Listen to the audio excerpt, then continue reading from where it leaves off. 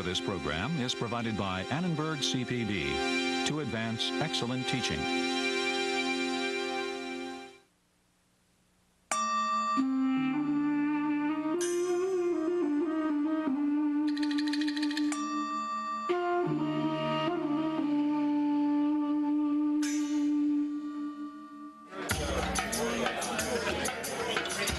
London, 1753. The kitchen staff at the King's Arm Tavern removes the oven door in order to squeeze in the main course, a 350-pound sea turtle. Public notices declare what is common in the West Indies is a luxury here. Caught in the Caribbean, live sea turtles were loaded into flat wooden tanks on board ship.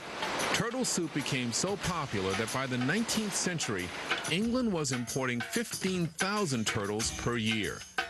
In hindsight, of course, we can say that European tastes decimated the turtle population. Understanding people's foodways as changing allows us to have a window on the past, on the processes of globalization.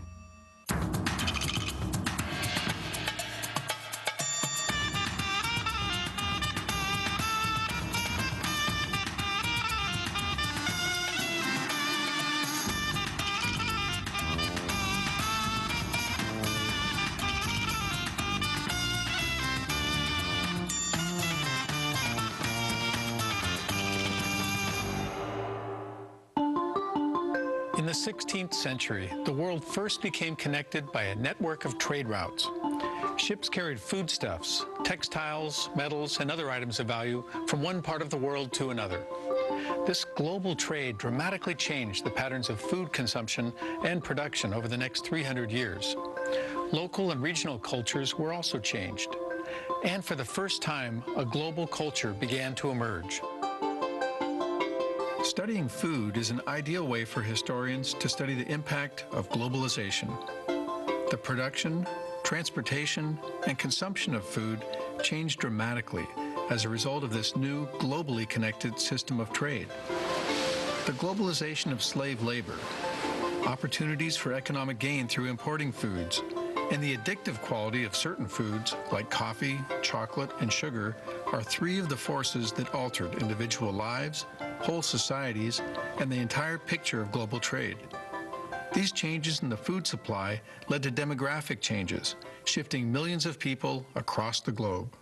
Even in the earliest societies, food becomes a marker of really what it means to be human. And as societies become more complex, their palates become more complex, and food begins to reveal what it is to be part of a very specific cultural tradition. The story of food raises issues about trade, globalization of labor, changing populations, deteriorating environments, and the beginning of a global culture. Old world foods and flavors like citrus, coffee, and sugar came to the Americas. And from the Americas, potatoes, chocolate, and chili peppers spread to Africa and Eurasia. But sailing ships also carried germs that spread deadly diseases from one port to another.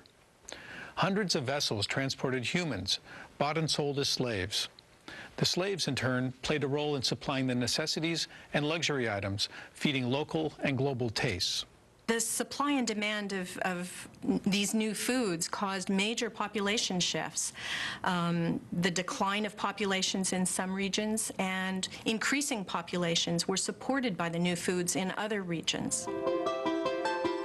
The earliest forces of globalization dramatically affected two key locations in the world. In the Caribbean, the influences of Europe, Africa, Asia, and the New World were melded in a crucible of world cultures. And in Asia, maritime trade connected China with the Americas, inaugurating the first global network of trade.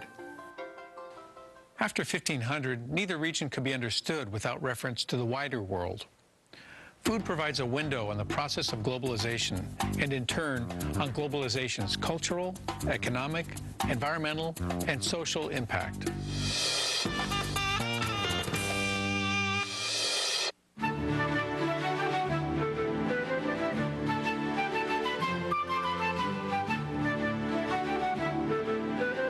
Although Columbus sailed in search of spices, his 1492 Atlantic crossing was not remembered for its culinary delights.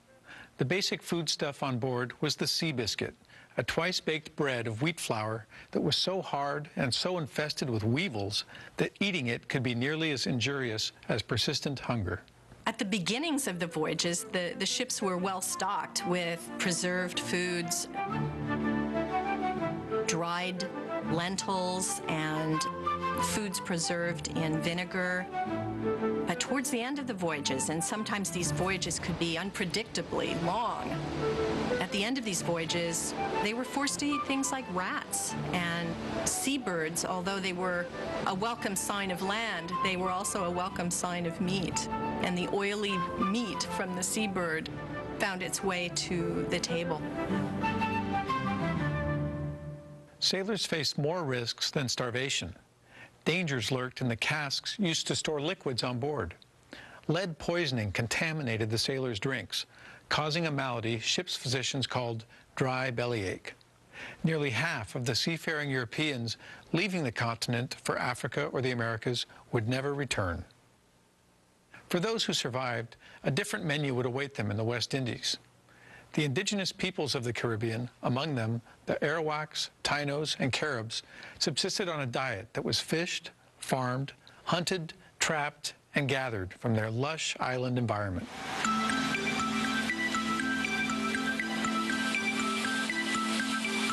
Always the land was of the same beauty, and the fields very green and full of an infinity of fruits, as red as scarlet, and everywhere there was the perfume of flowers and the singing of birds, very sweet.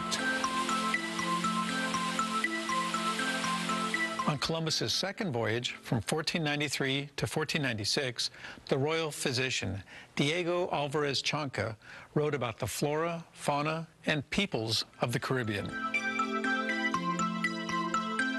The people come laden with ajes, which are like turnips, very excellent food. It is so sustaining to eat that it comforts us all greatly. For in truth, the life which has been spent on the sea has been the most difficult that men ever went through.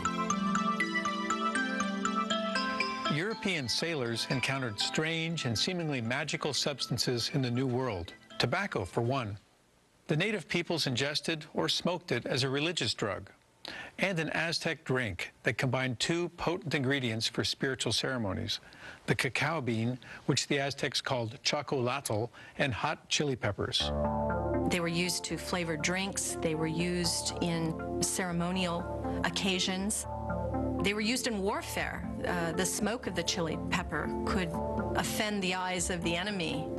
And over time, these changes in the uses of plants began to affect the availability of those products. Columbus brought the seeds of chili peppers back to Spain, and the plant was grown in monastery gardens. Later, Portuguese traders carried chilies to many countries across Eurasia. They spread very quickly through the markets of the general populations, bringing a new spice to the cuisines of Persia, Indonesia, Africa, and India.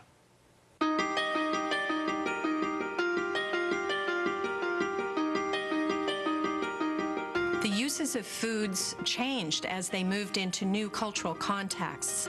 So, for example, cacao was used in the Americas by indigenous peoples in ceremonial contexts. And when it went to Europe, cacao was mixed, made into a drink and mixed with cinnamon and sugar, and served another purpose. Similarly, tobacco was used in spiritual and ceremonial quests in the Americas, and when tobacco reached other parts of the world, it became a cash crop and an addictive substance. For the most part, Europeans looked down on the cuisine they encountered in the Americas. But a century later, indigenous foods like cassava bread, potatoes, and plantains were being consumed. The Spanish called cassava bread the bread of the conquest because native subjects offered it as a tribute, along with labor and other foods. In the 16th century, the Portuguese introduced cassava into coastal West Africa and the Congo Basin. Since cassava grows well in marginal soil and has the ability to feed large populations, it was ideal for feeding large numbers of slaves. The impact of the European Atlantic voyages became known as the Columbian Exchange, a term first coined by historian Alfred Crosby, who pointed out the consequences of global trade. What Crosby meant by the Columbian Exchange was really that there were multiple connections across this big Atlantic world that interconnected the peoples of Africa and the Americas and Europe. The unintended consequences were not just that there was a European conquest, but rather that there were global consequences, that this in fact was a global pattern and a global process. The first colonizers of the New World brought Old World crops and animals to feed themselves. Newly introduced pigs and cattle overgrazed and disrupted indigenous farming practices. The increased presence of meat and milk altered native diets, cuisines, and cultures. And the initiation of plantation crops meant clearing vast tracts of land, including forests, for profit. But environmental degradation was not the only lasting legacy. No food crop altered the patterns of production and consumption more effectively than sugar. The demand for this sweet substance caused great demographic and cultural change in the Caribbean. And sugar became the catalyst for the development of plantation slavery. It is thought that domesticated sugar originated in New Guinea, arriving in the Arab world in the 8th century. Sugar sold for high prices as a rare spice or medicine, and its production and trade became enormously profitable. In the 14th century, growing demand led Europeans to first establish cane sugar plantations in the Mediterranean and later in the Americas. Columbus carried sugar to the Caribbean in 1493, and by 1516, plantations were producing sugar for European markets. In time, sugar production and consumption influenced tastes and economies around the world.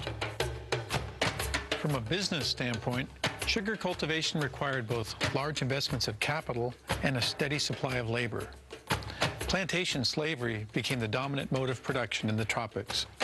The popularity of drinks, such as tea and coffee, among European populations greatly increased the market for sugar, and consequently, the need for more slaves.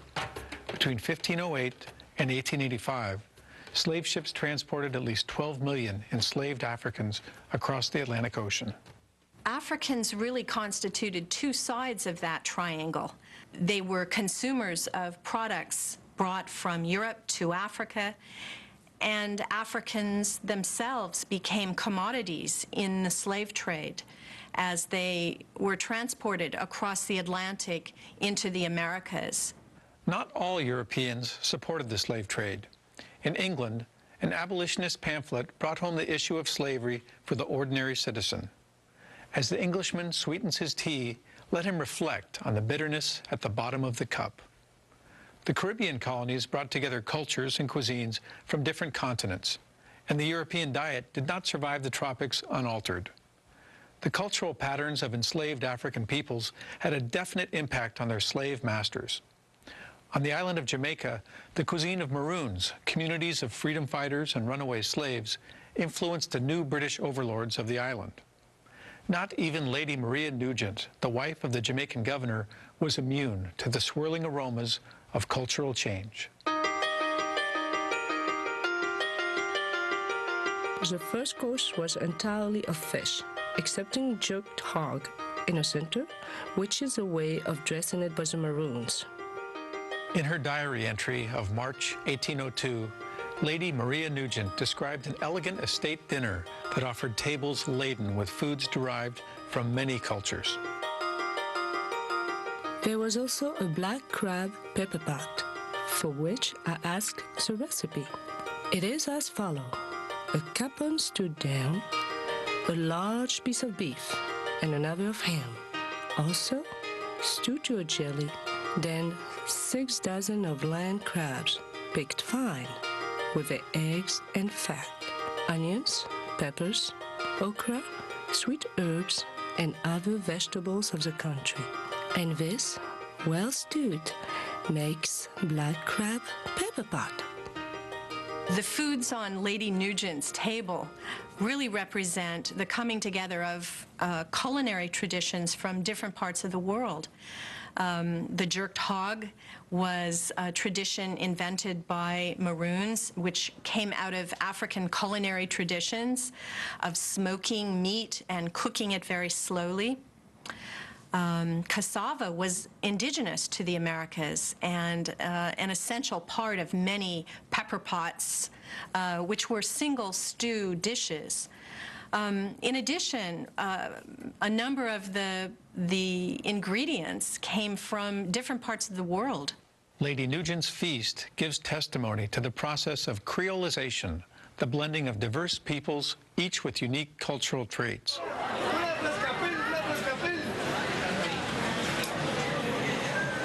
The term Creole originally referred to someone born in the Americas. It has since come to characterize both the culture and the cuisine in parts of West Africa, the southern United States, the Caribbean, and the Indian Ocean, all places where indigenous culture mixed with African and European influences after the 16th century.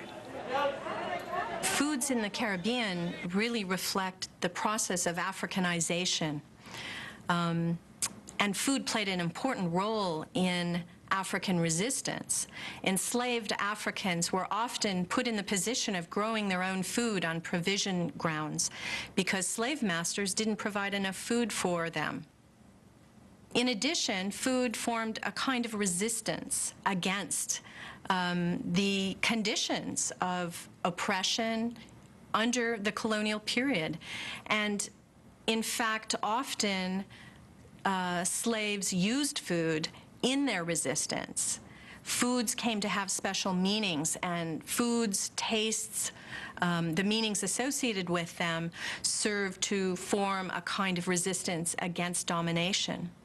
The interplay of the Atlantic cultures shaped all aspects of the human experience in the Caribbean: language, literature, social relations, dress, and food.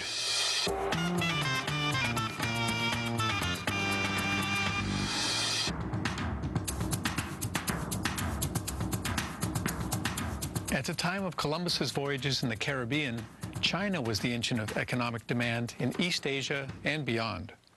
And China was the catalyst that eventually established the first global network of trade. Precious cargoes of spices, silks, porcelain, and other luxury goods enticed European traders to seek alternative routes to China. And the demand for one commodity stimulated an enormous amount of trade: tea. Scholars believe that the cultivation of tea probably originated in China and spread to other parts of the world. By the 8th century CE, tea was known throughout the Chinese Empire. A work known as the Classic of Tea appeared around 780, detailing the aesthetics of tea implements, the qualities of different teas, and the appropriate manner of drinking it. But tea's economic value was perhaps of even greater importance than the rituals surrounding it. By the year 1000, tea was a very important commodity that was grown in different regions of China, specializing in certain kinds of teas. And many of the teas were grown on mountainsides, so that the gathering of tea was referred to as harvesting mountains. It was a very important economic commodity. Tea was a divine herb, which some Chinese believed purified the spirit. But when the appreciation of tea reached beyond China to a European audience, its value as a commodity surged. By the mid-18th century, tea was the largest and most valuable component of the empire's international commerce. A French merchant wrote, "It is tea which draws European vessels to China." We usually associate tea drinking with the British, but in fact, tea drinking didn't become a custom until the 18th century. And that's when it became such an important item of international trade for the Chinese. British workers used tea with sugar to fuel their industrial labors. The British had long sought goods to exchange for tea and other Asian commodities. They settled on opium, which was grown in Bengal, a territory of the British trading concern, the East India Company. The impact of opium imports on China was devastating, both for the people and the government. Traffic in opium led to years of war and social disruption.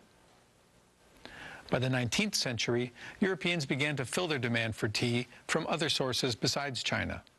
They imported tea plants to colonies in Ceylon and Java and developed their own tea plantations.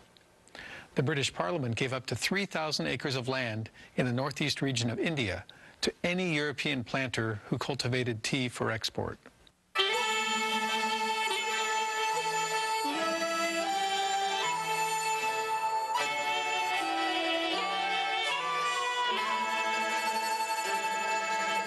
The impact that new strains and types of food crops could have on a society had already been demonstrated nearly 1,000 years earlier in China. By the Song dynasty, at the end of the first millennium, Chinese cuisine had taken definitive shape based on staple crops like rice and other grains. The introduction of new strains of early ripening and drought-resistant rice around 1000 from the Champa Hindu kingdom of Vietnam really fueled an agricultural revolution in China because farmers were able to double crop and produce much more than they had been previously. And this created a population growth as well as an increase in the food supply. After 1500, global trade brought new crops to China from the Americas. Suddenly, farmers could grow new foods such as maize and potatoes on land previously considered marginally productive.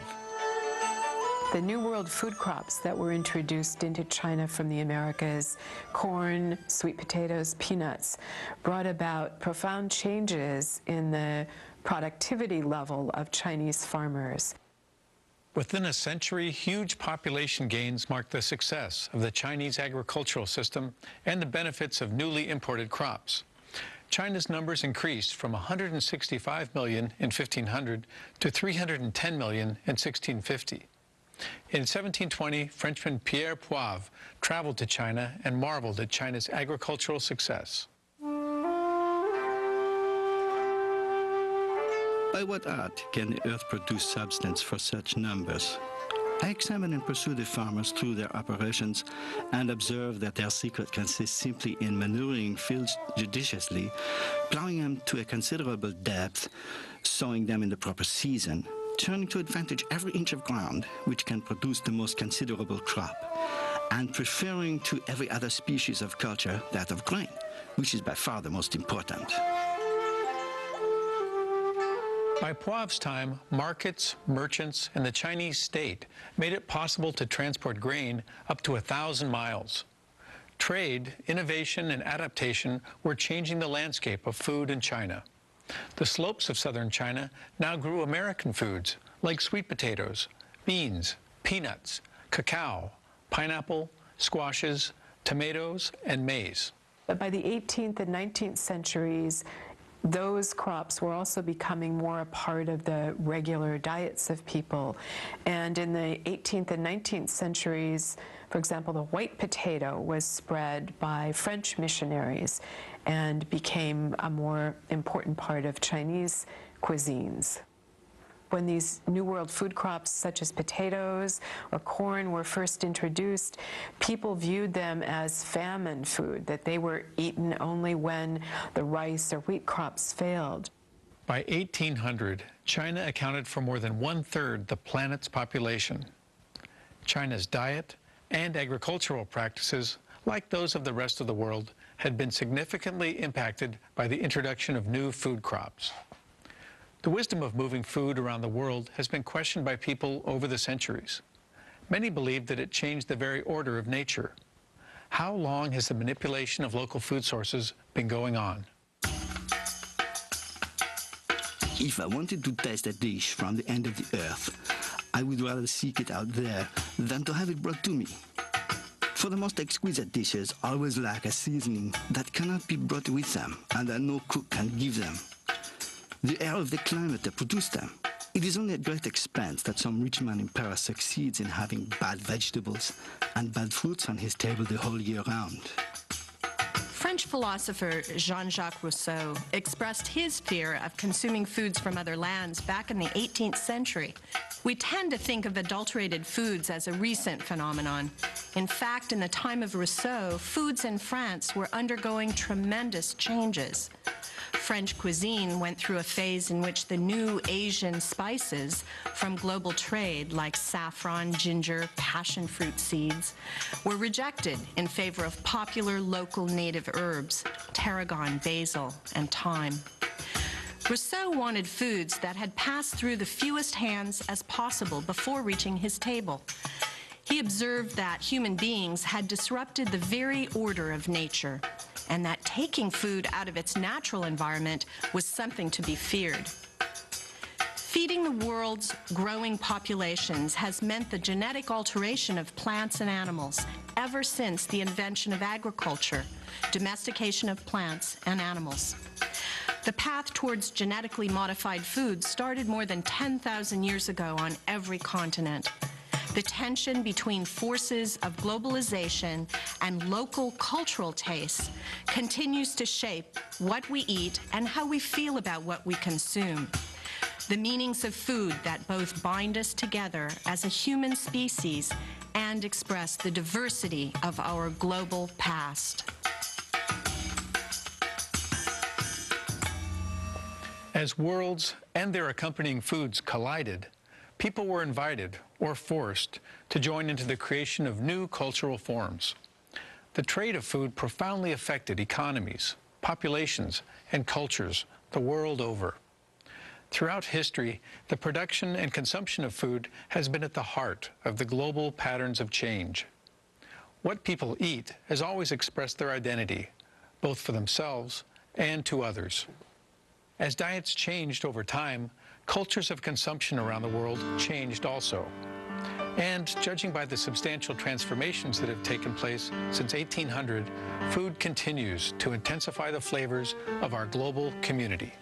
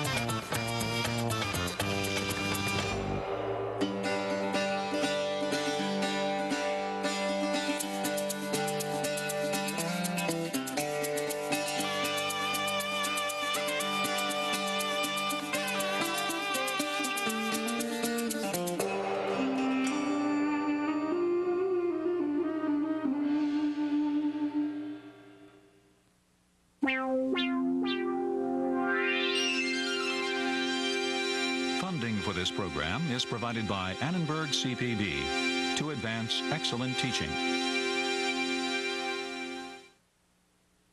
For information about this and other Annenberg CPB programs, call 1-800-LEARNER and visit us at www.learner.org.